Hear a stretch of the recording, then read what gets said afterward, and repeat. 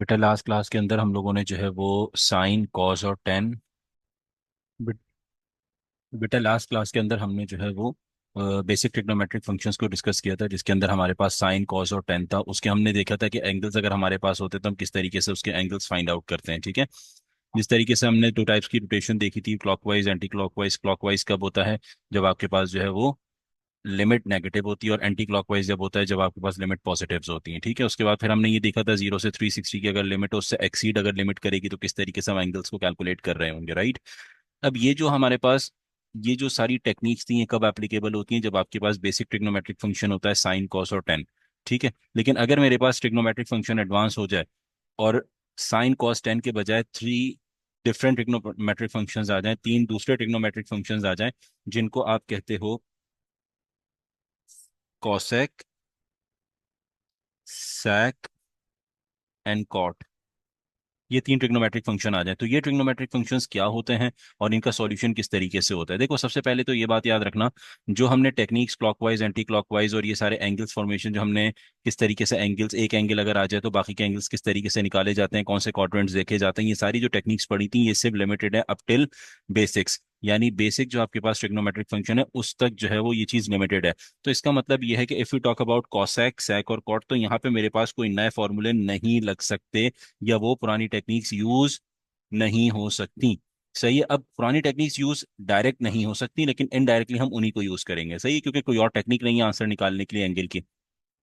अब यहाँ पे फॉर एग्जांपल मेरे पास पुरानी टेक्निक को किस तरह इनडायरेक्टली यूज करेंगे? First of all we have to convert these trigonometric functions into the basic trigonometric function. ठीक है। ये जो तीन ट्रिग्नोमेट्रिक फंक्शन है इनको बेसिक ट्रिग्नोमेट्रिक फंक्शन में कन्वर्ट करेंगे और फिर वैसे ही अपनी टेक्निक्स को यूज करेंगे। सही। फॉर एग्जाम्पल, अगर मैं आपसे ये कहता हूं कि क्वेश्चन नंबर वन हमारे पास है cosec theta is equals 2/1।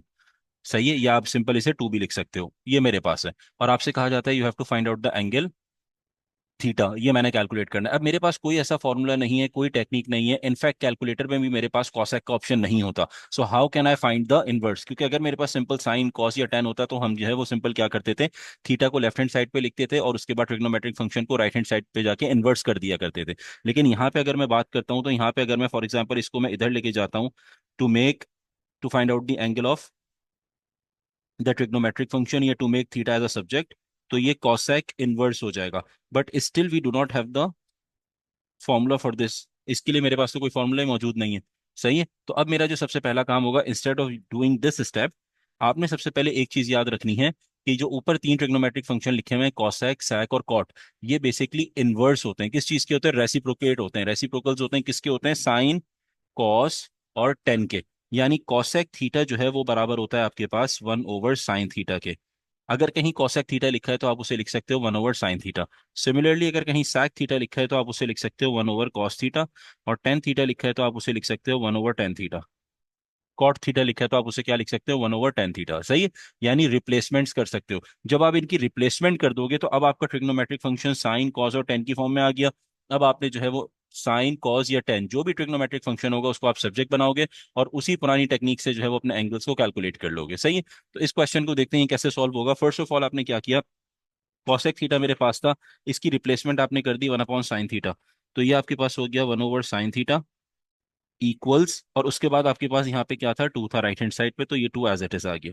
Next step में आपने क्या करना है, साइन थीटा को सब्जेक्ट बनाना है। जब साइन थीटा को सब्जेक्ट बनाना है तो टू मेरे पास यहाँ पे डिवाइड में आएगा, और ये जो साइन थीटा है ये मेरे पास मल्टीप्लीकेशन में चला जाएगा। So it will be sine theta is equals 1/टू मेरे पास आ गया। अब आपके पास ये बेसिक क्वेश्चन बन गया। आपने सबसे पहले क्या किया, थीटा इज इक्वल्स, अच्छा you can write it like this as well, sine theta equals 1/टू।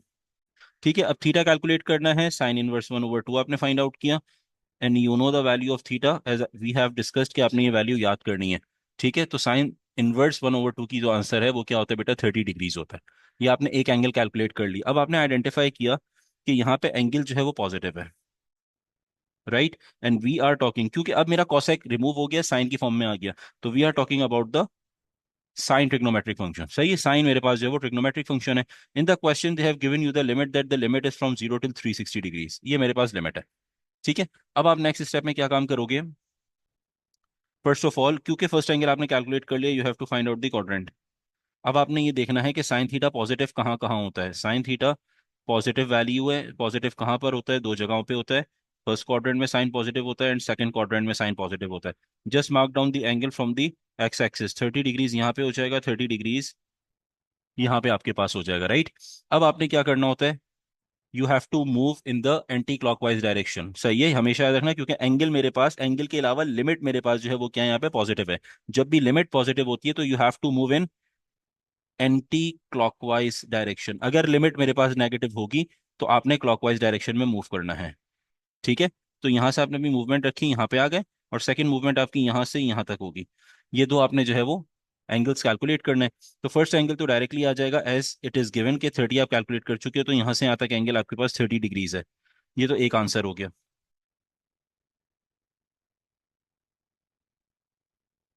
If you talk about the second, तो यहां से मैंने मूवमेंट स्टार्ट करनी है और यहां तक एंगल कैलकुलेट करना है, दिस एंगल, होल एंगल। तो इसके लिए मैं क्या करूंगा? मुझे पता है ये पूरी मूवमेंट होती है 180 डिग्रीज के बराबर। अगर 180 में से इस 30 को सब्ट्रैक्ट कर दूंगा मैं, सही है, क्रॉस का मतलब है सब्ट्रैक्ट कर दूंगा, तो I will get this angle. ये एंगल फाइंड आउट हो जाएगा मेरे पास। तो ये हो जाएगा x2 इक्वल्स 180 माइनस 30 डिग्रीज। सो x2 का आंसर आ गया बेटा आपके पास 150 डिग्रीज। ठीक है। Question number 2, 3 sec 2x plus 3 = 4। ठीक है, अब यहाँ पे सबसे पहले आइडेंटिफाई करो लिमिट क्या है मेरे पास। Limit is in the radians. Limit आपके पास सबसे पहले क्या है? यहाँ पे रेडियंस के अंदर है। ठीक है, अब आपने क्या काम करना है, समझना बात को थोड़ा सा। पहले आप क्या करोगे यहाँ पे? सबसे पहला स्टेप क्या करते हैं? हमें ये पता है कि जितनी आपके पास साइन कॉस टेन की टेक्निक्स हैं वो सारी जो रोटेशन वाली टेक्निक्स है, जिससे हम दो एंगल्स या दो से ज्यादा angles according to the limits calculate करते हैं, वो किस पे डिपेंडेंट होती है? जब हमारे पास सिंगल एंगल मौजूद होता है, या मींस ना तो कोई नंबर उस एंगल के साथ मल्टीप्लाई हो, ना डिवाइड हो, ना ऐड, ना सब्ट्रैक्ट हो, राइट। लेकिन यहाँ पे अगर देखते हो, यहाँ पे एंगल मेरे पास जो है वो सिंपल एक्स नहीं है, बल्कि यहाँ पे मेरे पास एंगल है 2x + 3, विच मीन्स के इसको आपने रिप्लेस करना है बाय वेरिएबल, ताकि मेरे पास एंगल जो है वो सिंपल एक टर्म की फॉर्म में आ जाए, सिंपल एंगल आ जाए मेरे पास। तो ये हो जाएगा 3 sec A = 4, ये मेरे पास आ गया। ठीक है, अब हम जब इसे sec को कन्वर्ट करेंगे कॉस के अंदर, क्योंकि sec होता है 1/cos, तो ये आपके पास हो जाएगा 3, और sec A बन जाएगा 1/cos A इक्वल्स 4, मेरे पास यहाँ पे आ गया। ठीक है, नेक्स्ट स्टेप में आपने क्या काम किया? 1/cos A equals 4/3। ये 3 यहाँ पे मल्टीप्लाई हो रहा था, नीचे आके यहाँ पे आपने डिवाइड कर दिया। ठीक है, अब आप क्या करोगे? कॉस ए को, दो ऑप्शन इसके अंदर होते हैं, एक कि आप क्रॉस मल्टीप्लाई कर दो, that's the easiest one, otherwise आप दोनों को रेसिप्रोकेट कर सकते हो, यानी 1/cos A को cos A लिख सकते हो और 4/3 को 3/4 लिख सकते हो। ठीक है, दोनों रेसिप्रोकेट होंगे, लेकिन आसान तरीका ये है कि जिसे नहीं समझ आता वो यहाँ पे क्या काम कर ले बेटा, cross multiply. So 3 = 4 cos A, so 3/4 equals cos A मेरे पास यहाँ पे आ जाएगा, राइट। अब नेक्स्ट स्टेप, अब आपने जो है वो लिमिट्स का बहुत ध्यान रखना है। लिमिट्स मेरे पास किस में है? रेडियंस में। जब भी पाई आएगा, वेदर इट्स मेंशन्ड और नॉट, ये आपके पास हमेशा रेडियंस होता है। तो आपने काम ये करना है, first of all you have to convert your calculator into the radians mode. ठीक है, तो ये आपके पास कैलकुलेट कर लोगे, a is equals cos inverse 3/4। इसको बेटा ऐसे भी लिख सकते हैं कि कॉस ए को सब्जेक्ट बनाओ लेफ्ट हैंड साइड पे, और राइट हैंड साइड पे 3/4 लिख दो। ठीक है, मैंने इसे पोजीशन स्वैप की है, कुछ भी नहीं किया। उसके बाद मैंने क्या किया, यहाँ पे कॉस था, दूसरी साइड पे जाएगा इनवर्स हो जाएगा, तो इनवर्स 3/4 आ गया, राइट। अब आप कैलकुलेटर से रेडियंस मोड में कन्वर्ट करने के बाद एक आंसर कैलकुलेट कर लोगे। सो बेटा यहाँ पे जो आपके पास आंसर आया, दैट इज ए इक्वल्स 0.722। ये आपके पास बेटा आंसर आ गया, राइट। अच्छा, अब जो काम है वो हमारे पास क्या होता है कि आपने क्वाड्रेंट बनाने होते हैं, राइट। अब प्रॉब्लम यह है एक थोड़ी सी, कि हमारे पास जो क्वाड्रेंट होते हैं वो डिग्रीज में तो हमें पता है कि यार डिग्रीज के अंदर आपके पास कौन से हो गए, 90, 180, 270, 360, ये हमें पता है। लेकिन अब थोड़ा सा प्रॉब्लम ये है कि आपने ट्रिग्नोमेट्रिक फंक्शन अगर मैं देखता हूँ, तो ट्रिग्नोमेट्रिक फंक्शन के अंदर हमारे पास कॉस है, सही है, और कॉस की जो वैल्यू है ये भी पॉजिटिव है। तो सबसे पहला काम ये करो, मार्क डाउन करो कि कॉस कहाँ पर पॉजिटिव होता है। एक तो फर्स्ट क्वाड्रेंट में पॉजिटिव होता है, और सेकंड कहाँ पे पॉजिटिव होता है? फोर्थ क्वाड्रेंट में। यहाँ पे कॉस पॉजिटिव होता है हमेशा, सही है। तो यहाँ पे आपने अपना एंगल लिख दिया इन द रेडियंस। ठीक है, डिग्रीज में नहीं, रेडियंस में ही लिखोगे, क्योंकि कैलकुलेटर में जो आंसर आया वो रेडियंस में आया है। यहाँ पे भी 0.722। जैसे हम डिग्री में करते थे वैसे ही मैंने रेडियंस में कैलकुलेट करके लिख दिया, दैट्स इट। अब आपने क्या करना है, क्योंकि आपके पास यहाँ पे लिमिट 0 से पाए है, यानी पॉजिटिव लिमिट है, तो आपने अपनी रोटेशन क्या रखनी है बेटा, आपने अपनी रोटेशन रखनी है एंटी क्लॉकवाइज। यहां से मूवमेंट करोगे यहां तक आओगे फर्स्ट एंगल, और यहीं से मूवमेंट करोगे यहां तक आओगे। ठीक है, ये दो काम आपने यहाँ पे करना है। सही है। तो पहला जो आंसर है एंगल का वो तो ऑलरेडी आपके पास आया हुआ, क्योंकि जब यहां से यहां तक लाइन पे जाओगे तो ये ऑलरेडी आंसर मेरे पास आया हुआ, दैट इज 0.722। तो ये तो x1 है आपके पास, या इसे आप a1 कह लो, क्योंकि आपने एंगल जो है वो नेम दिया हुआ है a1। So it's 0.722। a2 जो है वो कैलकुलेट करना है। अब A2 को थोड़ा सा अगर आप आइडेंटिफाई करते हो तो A2 मेरे पास बेसिकली यहाँ से यहाँ तक, A2 is the second angle, वो यहाँ से यहाँ तक मैंने फाइंड आउट करना है। अगर मैं एक चीज देखूं, ये पूरा जो सर्कल होता है ये डिग्रीज में 360 के बराबर होता है और रेडियंस में 2 पाई के बराबर होता है। ठीक है, लिख लो अपने पास अगर नहीं पता। वन रेवोल्यूशन जो बराबर होती है बेटा 360 डिग्रीज के बराबर होती है, अगर if we want the answer in the degrees, और 2 पाई रेडियंस के बराबर होती है। सही है। अब 2 पाई को कैलकुलेट करने के लिए आसान तरीका ये है, आप कैलकुलेटर जब रेडियंस मोड में अपना रखोगे तो वो जब लिखोगे आप 2 पाई, जब कैलकुलेटर में लिखोगे डायरेक्टली आपको आंसर दे देगा। ठीक है, otherwise you can use the value of pi as 3.142, वो भी आप यूज कर सकते हो। ठीक है, but make sure calculator radians mode में होना चाहिए। सही।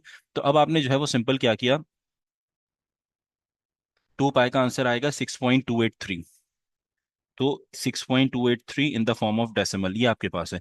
तो अब आपको पता है कि ये जो पूरा सर्कल है यहां से यहां तक, ये जो पूरा सर्कल है इसकी वैल्यू है 6.283। तो अगर मैं 6.283 में से इस 0.722 को सब्ट्रैक्ट कर दूं तो I will get the answer from here till here, यहां से यहां तक मेरा पूरा एंगल कैलकुलेट हो जाएगा। ठीक है, तो अब आपने नेक्स्ट स्टेप में क्या किया, 6.283 माइनस 0.722, ये आपने सब्ट्रैक्ट कर दिए। सही। तो आपके पास हो जाएगा 6.283 माइनस 0.722 विच इज इक्वल्स 5.561। तो सेकेंड एंगल आपके पास आ गया 5.561। दो एंगल्स आपके पास अभी आ गए, but these are not the answers, make sure these angles are not the answers. What the reason behind, reason ये है कि ये जो ए है ये तो हमारा अज्यूम्ड वेरिएबल है ना। अभी हमने ए की वैल्यूज उठा के सब्सटीट्यूट करनी है, कहाँ पे सब्सटीट्यूट करनी है बेटा, ये जो आपने ए इज इक्वल्स 2x+3 लिखा था यहाँ पे सब्सटीट्यूट करोगे। ठीक है, तो मैं यहीं पे वर्किंग कर देता हूँ ताकि आपको चीज क्लियर हो जाए। और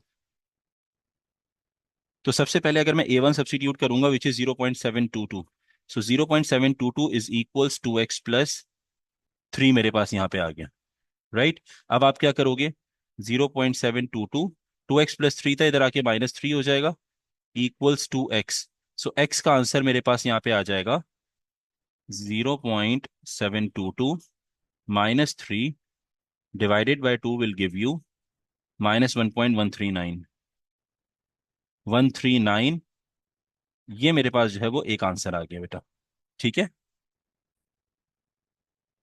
अब बात करते हैं बेटा सेकंड एंगल की। सेकंड एंगल आपके पास जो ए की वैल्यू थी वो क्या आई है, 5.561। अब ये आपने सब्सटीट्यूट करना है in this equation to get the answer of the original variable which is your angle x. ठीक है, तो ये आपके पास हो जाएगा, यहाँ पे जब आप सब्सटीट्यूट करोगे तो ये आपके पास क्या हो जाएगा बेटा, 5.561 इक्वल्स 2x+3। तो 5.561 -3 divided by 2 is equals x1 हो जाएगा, क्योंकि ये वाला आंसर तो नेगेटिव है, ही कंसिडर नहीं होगा। सो x1 इज इक्वल्स 1.23। तो 5.561 -3 divided by 2 which is equals 1.28, not 3, 1.28। ये मेरे पास आंसर आ गया। ठीक है, अब आपने एक चीज आइडेंटिफाई करनी है, लिमिट्स आर फ्रॉम 0 till π, यानी नेगेटिव लिमिट तो है ही नहीं। तो सबसे पहली चीज ये ऑब्सलीट हो गया, this will not be considered as the right answer. ठीक है, क्योंकि विद इन लिमिट नहीं है ये। अब विद इन लिमिट जो मेरे पास है वो यहाँ पे क्या है बेटा, 1.28, तो ये मेरे पास विद इन लिमिट आंसर आ रहा है, तो ये आपके पास जो है वो कंसिडर किया जाएगा। ठीक है। अच्छा बेटा, अब हमारे पास यहाँ पे जब x1 आपके पास आ गया दैट इज 1.28, अब आपने ये आइडेंटिफाई करना है यार मेरी जो लिमिट है वो है 0 से लेके π तक। अब इसका अंदर एक इंपॉर्टेंट सिनेरियो वो थोड़ा सा समझना, 0 से π, मेरे पास क्या है क्वेश्चन, 0 से π, जिसको मैं लिख सकता हूँ 0 से लेके π की वैल्यू होती है, सबको पता है बेटा आप लोग, इन डेसिमल 3.142 के बराबर होती है। ठीक है, अब हमारे पास जो है जो क्योंकि मुझे आंसर इन्हीं लिमिट्स के बीच में देना है। मेरे पास जो आंसर फर्स्ट एक्सेप्ट हुआ, क्योंकि ये वाला तो आंसर एक्सेप्टेड ही नहीं है, तो एक्सेप्टेड फर्स्ट आंसर है 1.28। x1 की वैल्यू क्या है मेरे पास? 1.28 मेरे पास यहाँ पे आ गई। ठीक है। अब देखो, अगर मैं यहाँ पे एक चीज चेक करता हूँ तो मेरे पास आंसर जो है वो 0 और 3.142 के बीच में 1.28 लाई कर रहा है। राइट। अच्छा बेटा, अब जब आपके पास यहाँ पे आंसर आ गया x1 = 1.28, अब आपने जो है वो क्या करना है, दूसरा एंगल भी कैलकुलेट करना है। सही है। एक बात याद रखना, जिस तरीके से हमारे पास साइन और कॉस साइन होता है, साइन के अंदर आपके पास दो साइकिल्स होती हैं, पॉजिटिव अलग होती है और नेगेटिव अलग होती है। यानी अगर मैं साइन की वैल्यू फॉर एग्जांपल यहाँ पे आपके सामने लिखता हूँ, sine x = 3/4, it will give you the positive angle. Right. इसी तरीके से अगर मैं लिखता हूँ for example sine x = -1/2, it will give you the answer negative angle. ठीक है। ये साइन की प्रॉपर्टी होती है। ठीक है। सिमिलरली टेन में भी यही होता है कि अगर पॉजिटिव होगा राइट हैंड साइड पे, राइट हैंड साइड पॉजिटिव होगी तो पॉजिटिव एंगल आएगा, और अगर राइट हैंड साइड नेगेटिव होगी तो वो इन्वर्स करने के बाद नेगेटिव एंगल देगा। But in the scenario of this cos theta में answer whatever the value is on the right hand side, कोई भी वैल्यू हो, चाहे वो पॉजिटिव हो चाहे वो नेगेटिव हो, दोनों सिनेरियोस के अंदर angle will always be positive. हमेशा वो पॉजिटिव आंसर देगा, वो नेगेटिव आंसर कभी भी आपको नहीं दे रहा होगा। सही है। इस बात को हमेशा याद रखना कि जब भी आपके पास जो है वो राइट हैंड साइड की वैल्यू पॉजिटिव हो या नेगेटिव हो, आंसर हमेशा क्या आता है? पॉजिटिव आता है। जब क्योंकि ये सिर्फ कॉस थीटा की हद तक बात है और कॉस थीटा के लिए ये एप्लीकेबल है, तो हम यहाँ पे एक स्पेशल फॉर्मूला यूज करते हैं जो आपको आसानी के साथ हेल्प आउट करेगा, चाहे रेडियंस में और डिग्रीज में, एंगल कैलकुलेशन के लिए। ठीक है। ये जो टेक्निक है, ये टेक्निक तो आपको हेल्प आउट करती ही करती है। सही है। ये तो आपको हेल्प आउट करती ही करती है दो एंगल्स निकालने के लिए, लेकिन जो मैं फॉर्मूला बता रहा हूँ सिर्फ कॉस थीटा में, वो और ज्यादा आपको हेल्पफुल हो जाएगा। और वो फॉर्मूला आपके पास है 2n पाई +-c। अब इसमें थोड़ा सा समझना, n यहाँ पे क्या चीज होती है बेटा? n होता है, for example if you are having the limit from 0 till 360। सही है। तो यहाँ पे मैं n की वैल्यू 1 सब्सटीट्यूट करूंगा, ताकि रेडियंस में ये, जब मैं 1 सब्सटीट्यूट करूंगा तो ये रेडियंस में 2 पाई के बराबर आ जाएगा। ठीक है। अगर लिमिट गिवन है 0 से 720, इसका मतलब है 360 का और एडिशन हुआ है मेरे पास, तो मैं यहाँ पे n की वैल्यू 2 सब्सटीट्यूट करूंगा, ताकि 2 × 2 पाई बन जाए, which will give you 4 pi, which is equals to 720। ठीक है। तो n के अंदर हम क्या करते हैं, वैल्यू सब्सटीट्यूट कर रहे होते हैं 1 2 3, और वो वैल्यूज हमें कैसे पता चलती हैं? By the limit. अगर लिमिट जो है वो 0 से 360 है तो आप 1 सब्सटीट्यूट करोगे, 0 से 720 है तो आप 2 सब्सटीट्यूट कर दोगे। ठीक है। अब यहाँ पे हमारे पास, क्योंकि रेडियंस में है, तो आपने यहाँ पे सिंपल सब्सटीट्यूट किया, पाई को पाई की फॉर्म में रखा, तो 4 पाई रेडियंस में आंसर आ गया, और 720 इसको कहते हैं डिग्रीज के अंदर। ठीक है। अच्छा, अब बात करते हैं सी की। सी क्या चीज होती है? सी होता है बेटा फर्स्ट एंगल जो आप फाइंड आउट करते हो। और फर्स्ट एंगल कौन सा होता है? जो आप कैलकुलेट करते हो बाय टेकिंग द इनवर्स, वही हमेशा फर्स्ट एंगल होता है आपके पास। अब इस क्वेश्चन के अंदर फर्स्ट एंगल कौन सा था, ये आप आइडेंटिफाई कर सकते हो। ये रहा आपके पास बेटा। If you talk about the first angle, तो फर्स्ट एंगल आपके पास यहाँ पे क्या है? This is your first angle. ठीक है। ये बात याद रखना, ये आपके पास कौन सा एंगल आ गया बेटा? फर्स्ट एंगल आ गया। और ये सेकंड एंगल है आपके पास। सही है। अब क्वेश्चन ये राइज होता है, सर ये फर्स्ट एंगल होना चाहिए, ये सेकंड एंगल होना चाहिए। बेटा यहाँ पे हम टेक्निक किसके ऊपर अप्लाई करते हैं? यहाँ तो आप वैल्यू सब्सटीट्यूट करके अपना वेरिएबल निकाल रहे हो ना। और क्योंकि आपके पास यहाँ पे जो एंगल था वो लीनियर नहीं था। लीनियर का मतलब ये है कि कोई नंबर यहाँ पे मल्टीप्लाई हो रहा था, या डिवाइड हो रहा था, या एड और सब्ट्रैक्ट हो रहा था, कुछ ना कुछ हो रहा था, ऑपरेटर अप्लाई हो रहा था। सिंपल टर्म नहीं थी, सिंपल एंगल नहीं था मेरे पास। सही है। तो हम लोग ये जो टेक्निक यूज करते हैं, ये कहाँ पे करते हैं? ये आपको पता है कि जब मेरे पास एंगल जो है वो हमने बेसिक रखना होता है, यानी ये पूरा रिप्लेस होके एक ही जगह आ जाएगा। तो इसीलिए हम जो फर्स्ट एंगल कहेंगे उसी को कहेंगे जिसपे हमने अपनी ये टेक्निक यूज की। तो जो हमने ए लिया था, ये हमारा अज्यूम्ड वेरिएबल था जिसपे हमने टेक्निक अप्लाई कर सकते थे। तो इसीलिए हमें इसको फर्स्ट एंगल कहेंगे, इसको सेकेंड एंगल कहेंगे। इन एंगल्स को सब्स्टिट्यूट करके हमने ओरिजिनल एंगल निकाले x1 और x2। ठीक है। तो जो फर्स्ट एंगल हमारे पास था वो आपके पास 0.722 आया, जो आपके पास इनवर्स होने के बाद आया, जिस तरह मैंने अभी पीछे लिखवाया, the first angle will always be calculated by taking the inverse of a function, वो हमारे पास ये फर्स्ट एंगल कहलाता है, this is your first angle. ठीक है, तो उसके अंदर आप क्या करोगे, सी की जगह पे अपना फर्स्ट एंगल सब्सटीट्यूट कर दोगे और आप अपने आंसर को कैलकुलेट कर लोगे। सही है, तो अब यहाँ पे आप चेक करो।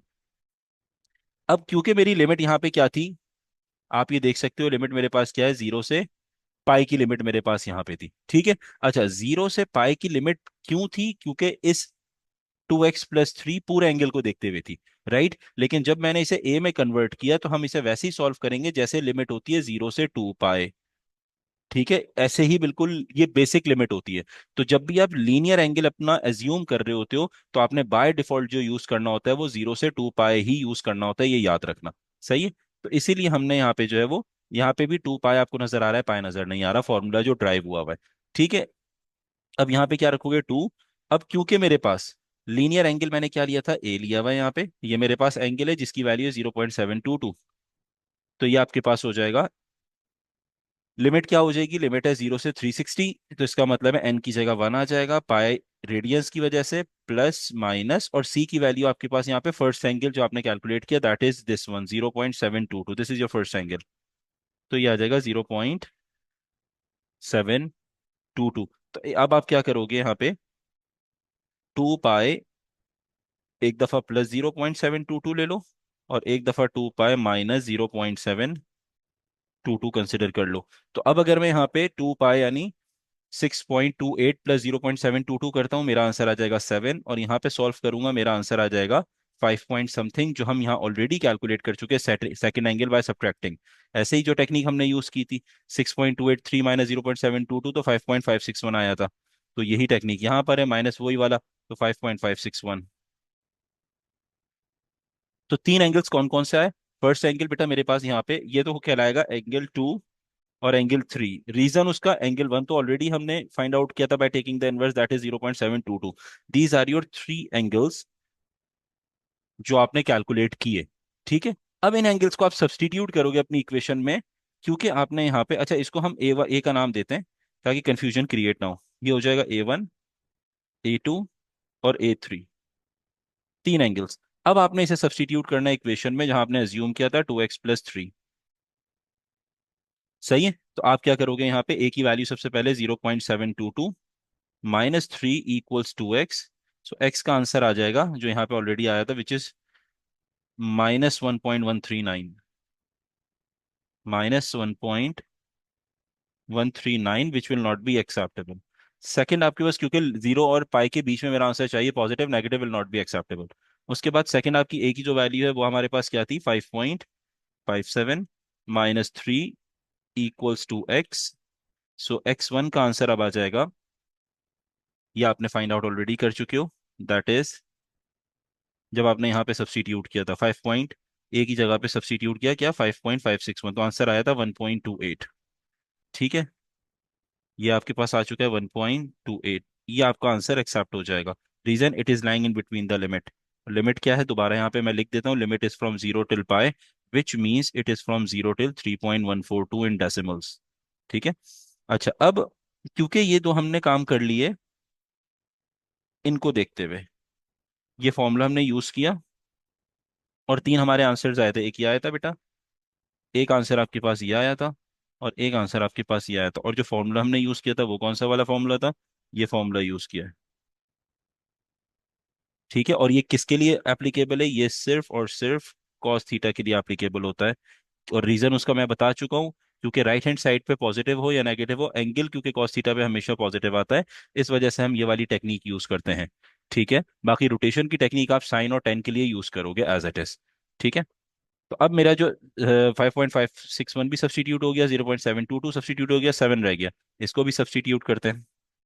तो 7 -3 equals 2x, so it will B 4/2 equals x, so x2 का आंसर आ गया 2। अब ये सारे जो आंसर्स हैं, these all are in radiance,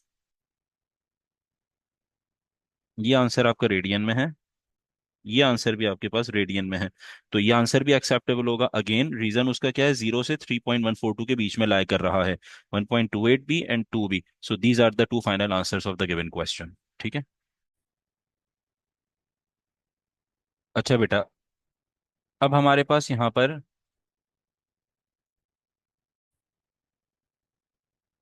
अच्छा बेटा, अब आपके पास यहाँ पे जो क्वेश्चन है that is cosec 2x plus 45 equals -5 and the limit is from 0 till 180 degree, सही।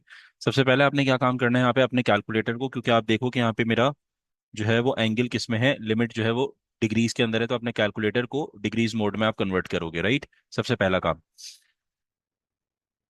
अब नेक्स्ट स्टेप में आपने काम ये करना है, एज वी नो कि हमें एंगल बेसिक चाहिए होता है बिल्कुल, लेकिन यहाँ पे जो है वो मेरे पास एंगल बेसिक नहीं है, तो आप इसे एक अज्यूम करोगे, एक variable, for example A is equals 2x plus 45 आपने यहाँ पे अज्यूम कर दिया, ठीक है।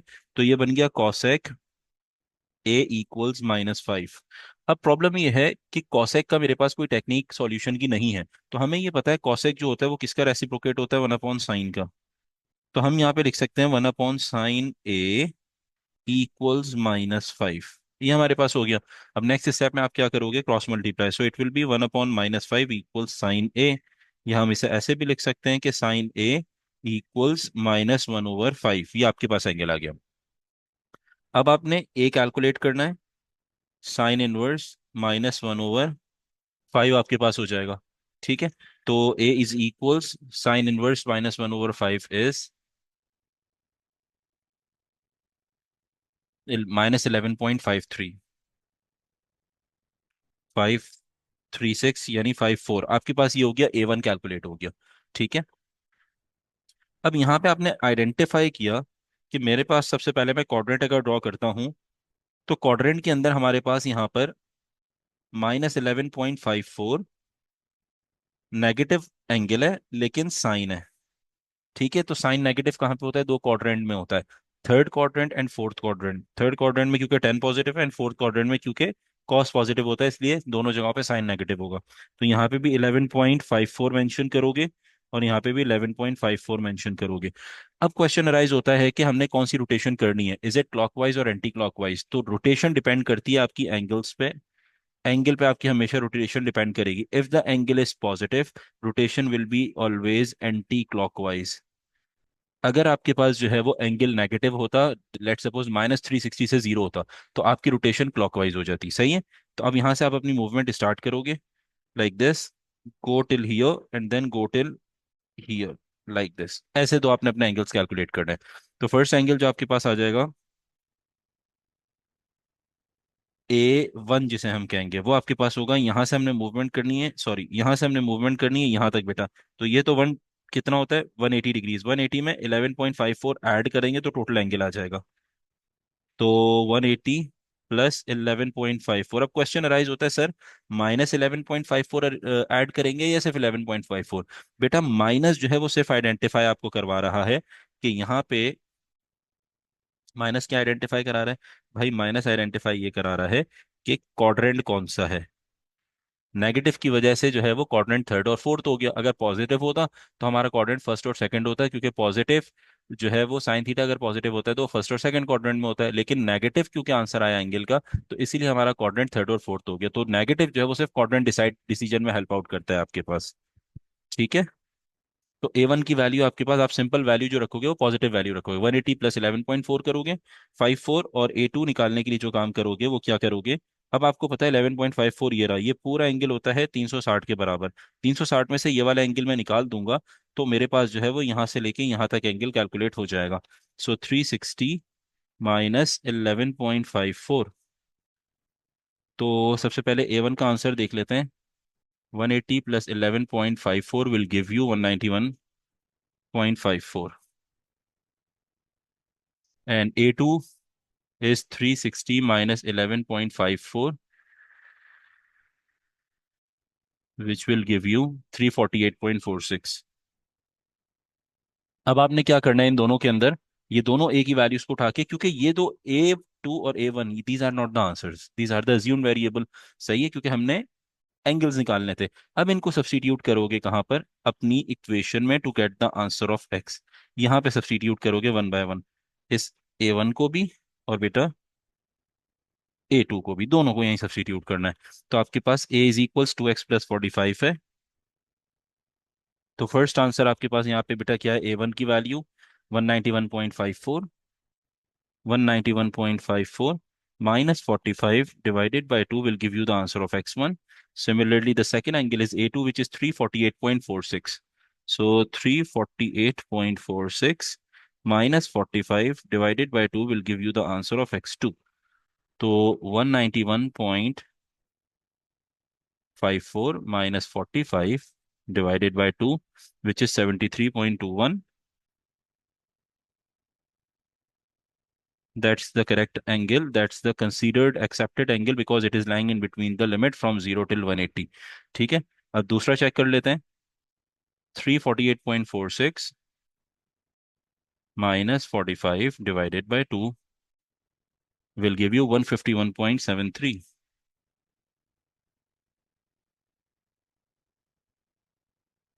ये आपके पास बेटा दूसरा एंगल आ गया and this is also the accepted angle. Reason उसका क्या है कि यहाँ पे मेरे पास जो है वो ये एंगल भी 0 से 180 के बीच में लाया करता है. Right, so these are the two answers. अच्छा बेटा, अब हमारे पास आता है sec 2x इज इक्वल्स 1.6. ये आपके पास एंगल है, सही है. अब इसके अंदर सबसे पहले तो देखो हमारे पास यहाँ पर 2x है, यानी बेसिक एंगल नहीं है.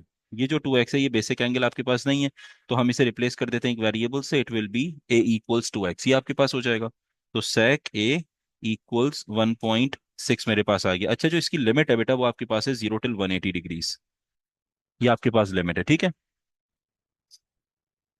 अब आपने नेक्स्ट स्टेप में क्या काम करना है. sec a is equals 1.6. अब sec का क्योंकि फॉर्मूला नहीं होता, एडवांस ट्रिग्नोमेट्रिक फंक्शन है, हमें इसे साइन कॉस या tan में कन्वर्ट करना है. तो sec बेसिकली जो होता है बेटा वो रेसिप्रोकेट होता है 1/cos का. तो हम यहाँ पे लिख सकते हैं 1/cos a. सही है. अच्छा, तो ये हो जाएगा 1/cos a equals 1.6. Cross multiply करोगे सो it will B 1/1.6 is equals cos A. Cross multiplication का मतलब क्या होता है, कॉस ए इधर जाएगा और 1.6 डिनोमिनेटर में आएगा. राइट, तो ये हो जाएगा आपके पास 1/1.6. सो 1/1.6 will give you 0.625. Cos A का आंसर आ गया 0.625.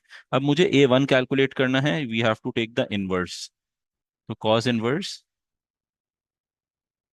0.625, 51.317 डिग्रीज. ये A1 का आंसर आ गया.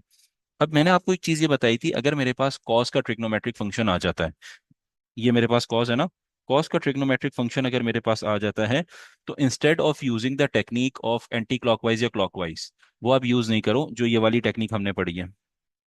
इसे, ये वाली जो टेक्निक पढ़ी है इसे आप यूज नहीं करो कॉस के लिए. रीजन उसका मैं समझा चुका हूँ कि एंगल आप हमेशा आपका पॉजिटिव होता है, चाहे y की वैल्यू नेगेटिव हो या यानी राइट हैंड साइड पे वैल्यू नेगेटिव हो या पॉजिटिव हो. तो उसके लिए हमने ये सीखा था कि हम जो है वो डायरेक्टली फॉर्मूला यूज कर लेते हैं. उससे काम हमारा बहुत आसान हो जाएगा. सही है. और वो फॉर्मूला आपके पास सिंपल क्या है कि 2n पाई प्लस या माइनस सी. अब इसमें हम ये देख लिया था कि आपके पास जो है वो, क्योंकि हमने यहाँ पे a यूज किया है, दिस a. सही है. और ये मेरे पास सिंपल लीनियर, क्योंकि ए यूज किया है, ए मेरे पास लीनियर बिल्कुल जो है वो एंगल है. इसके लिए अज्यूम्ड जो होता है वो 0 से 360 होता है. ठीक है, अभी मैं इसकी बात नहीं कर रहा हूँ फिलहाल, कि आंसर में वेरीफाई करते हैं. ठीक है, क्योंकि ए लिया है ना, ये तो, ये जो आपके पास लिमिट है ये 2x के लिए, पूरे 2x के लिए. लेकिन हमने 2x को तो हटा दिया, हमने उसकी जगह ए लिया. तो आपका जो अज्यूम्ड अब एंगल की लिमिट हो गई वो 0 से 360 हो गई. राइट, तो अब आपने जो है वो 0 से 360 है, तो हमें पता है n की जगह हम 1 रखते हैं. तो ये हो जाएगा 2 पाई. अब 2 पाई यूज नहीं करोगे क्योंकि 2 पाई बराबर रेडियंस में है और ये बराबर होता है 360 के. तो आप इसे रिप्लेस करोगे बाय 360 और साथ में लगाओगे प्लस माइनस सी. अब ये हो गया 360. इक्वेशन ही चेंज होकर क्या बन जाएगी, 360 प्लस माइनस सी. सी आपको बता चुके हैं, सी क्या है. सी आपके पास फर्स्ट एंगल है जो आपने कैलकुलेट किया, विच इज 51.317. राइट, तो 360 प्लस 51.317, 360 माइनस 51.317, दोनों एंगल्स कैलकुलेट करोगे तो आपके पास हो जाएगा 360 plus 51.317, which is 411.317, and 360 minus 51.317, which is 308.68. ये आपके पास आंसर आ गया. So we have A1 which is 51.317, A2 which is 411.317, and A3 which is 308.68। अब इन तीनों को सब्स्टिट्यूट करना है कहाँ पर, जिसमें आपने अज्यूम किया था, ये आपने लिया लिखा था ना a is equals to x, इसमें सब्स्टिट्यूट कर दोगे तो ये आपके पास हो जाएगा बेटा, इक्वेशन है a is equals to x. तो आंसर निकालना है मुझे यहाँ पे,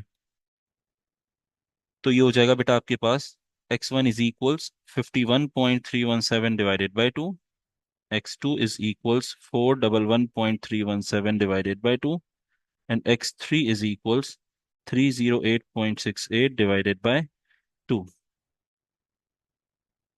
तो आप क्या करोगे यहाँ पे बेटा, 51.317 divided by 2 will give you 25.68। सही है, इसे हम राउंड ऑफ करेंगे 2 डेसिमल पे, 25.69 हो जाएगा। उसके बाद आपके पास है 411.317 divided by 2 will give you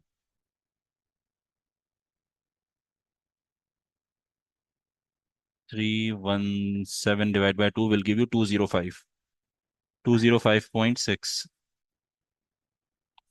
205.6, then we have 308.68 divided by 2 which is equal to 154.34। अब ये वाले जो आंसर्स है ना बेटा, ये जो तीन आंसर्स हैं, इनको आपने, इन तीन आंसर्स को आपने जो चेक करना है, अब इन तीन आंसर्स को बेटा जो आपने चेक करना है वो किस में चेक करना है, अपनी लिमिट्स में चेक करना है। लिमिट क्या थी हमारे पास यहाँ पे क्वेश्चन में मौजूद थी, 0 till 180। जो फाइनल आंसर आते हैं ना बेटा, एक्स के जो फाइनल आंसर आएंगे, ठीक है, वो आपने चेक करना होता है किसके अंदर, 0 till 180 में आपने यहाँ पे चेक करना है। तो आप देखोगे 25.69 is lying in between 0 till 180, 154.34 is lying in between 0 till 180, but 205.6 is not in between 0 till 180। ये तो है ही नहीं मेरे पास।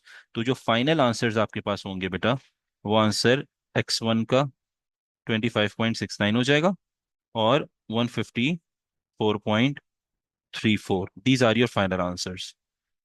ठीक है, ये 205.6 जो है वो आपका इग्नोर हो जाएगा। सही। तो आपने बस याद ये रखना है, साइन और टेन की जब भी टेक्निक आएगी तो आपने सिंपल जो है वो रोटेशन मेथड यूज करना है।